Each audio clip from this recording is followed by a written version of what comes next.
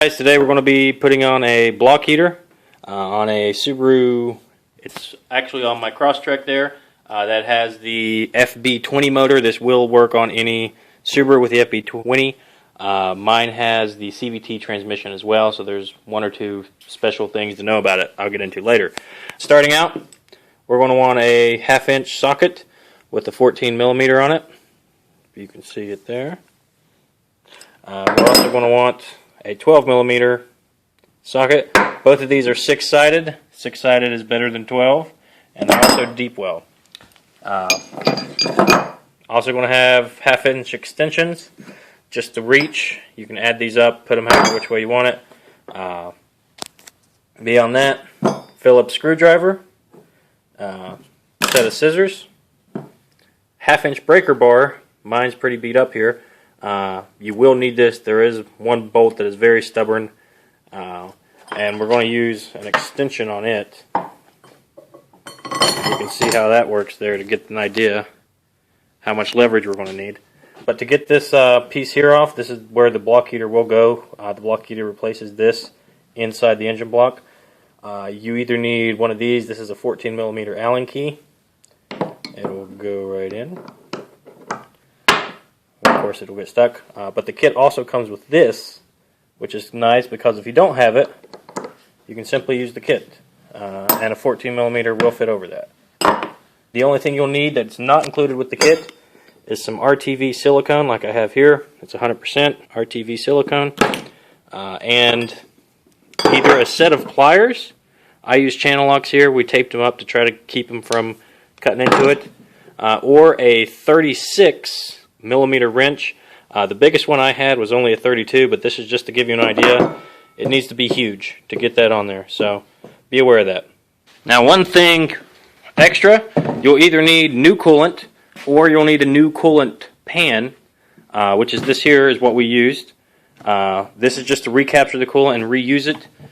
If the coolant is brand new, it shouldn't be an issue to use your old coolant. These bolts here and here will hold the rear of the skid plate on. This right here is your oil drain, to give you a point of reference. This bolt here is going to be the front of the skid plate. This is your bumper here, the front of the bumper, just as a point of reference. And this is the other bolt that needs to come off. We're going to be using a 12mm bolt on this. So it looks like it has a Phillips head screw too. I wouldn't advise that. This here is your oil pan for point of reference again. We're going to move over here. And we're going to have this little tab here. You just put a flathead screwdriver in there and pull up. And there's also one on the other side. There's also going to be a third one way up there at the top there. Another pull tab. Same as the other two. It'll want to do this as soon as you take those tabs off. So don't undo this until you're done taking everything off, because this is the only thing holding it up right now. This little hook. That little tiny hook. Alright, now that we've got the plate off here, see where his screwdriver is. That's a Phillips screwdriver, by the way. You just undo that and drain the coolant. This is the coolant. We're unscrewing it, and we are recapturing it with this new pan. The coolant in this is less than 2,000 miles old, so I have no problem reusing it. I just got a fresh pan. Make sure to take out the O-ring or dig through the fluid, because it will fall out. Yeah, with the that little screw. Once you get the bolt off, it'll barely drip. You're going to have to open this top of the radiator here to allow the air to flow freely. Coolant is done draining. Once it's done draining, might as well go ahead and put it back together. Don't torque it down too much. It is a plastic screw on a plastic thread. So with the skid plate off and the coolant drain, next step is going to take the exhaust off. There's going to be 6 bolts here, 3 on each side of the manifold. They're 14mm. You will need an extension to get up there. Give you an idea where these are going to be at there. Lost my place. And then one up there, having a hard time seeing it. Yeah, there it is. And then 2, 3, and then on the other side of the manifold, 1, 2, 3. Nothing complicated. Alright, once you get the exhaust bolts off, this right here is the O2 sensor. We're just going to stick that in there, pry it open, and it comes right out. There's also a second one there this green one, that disconnects the same way. So take those off, and one more bolt. Once you drop the exhaust, now the instructions say it's a 36 millimeter, but we just checked. Ours are at least labeled 14 millimeter. I don't know if you can read that. Whatever. So a big Allen key like that. And you're going to take off this little guy right there. After you get those exhaust manifold bolts out, after you get the O2 sensor disconnected, there's one 14 millimeter exhaust hanger there. And then there's a little clip, this here, that goes right here next to the sensors. That just clips out with the flathead, and you drop the whole exhaust. Ta-da! And then that way you're going to get room here to this bolt. Now, to get this guy off, it's going to be on there pretty tight. This car is about a month old, and I did need a breaker bar here. My setup is 1/2-inch breaker bar, goes to this. It's still putting up a fight. But to break it loose, I did have to put an extension on the breaker bar because simple mechanics, leverage equals power. And this is how I broke it loose.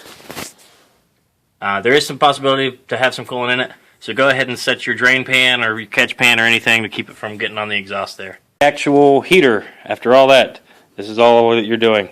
Now, they don't include RTV silicone, so you will have to buy some. This is what I had lying around.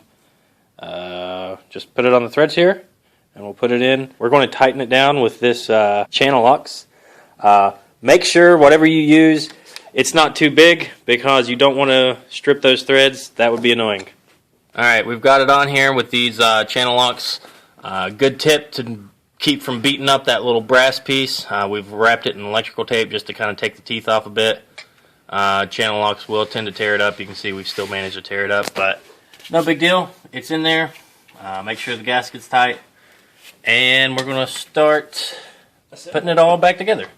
We are dumping the coolant back in. This is kind of a two-man job, and we still managed to spill some here. Just put it back in. The coolant is actually clean, if I can get a shot of that. Yeah, the coolant still looks spotless, so I wouldn't worry about filtering it. You could filter it with a bug screen or mosquito screen or something. Okay. Yeah. Your fluid is, what, 2 months old? Yeah, that's what I was saying, is this fluid is brand new. If you were worried, filtering it wouldn't be a bad idea. After you fill up this guy, which is what you're going to fill up first, this is the radiator, hop down there and squeeze this pipe. You can get it here, the lower radiator hose. I'm looking right at it there, that big one. Yep. Give it a squeeze, and it'll move any bubbles out of the system. And then what's left, go ahead and put in the excess tank here, and you're good to go. Alright, once you get this in, you're going to plug this in. There's just 2 pieces there, and route it forward. And then you're going to put a piece of tape, which is supplied with the kit, right here on the CVT coolant line here. I'll have to remember this is specifically for CVT models. The manual transmission seems to just simply bolt to the O2 sensor over here. Alright, we took down this one bolt here. This is the exhaust hanger, the only thing that's holding it back. Lifted it back up. Make sure you get this clip here back on. You don't want that wire on the exhaust. And then these 2 O2 sensors, they're colored, so just match them up, and you're good to go there. Everything back together the way it came apart. So assembly is the opposite of disassembly, and you're done.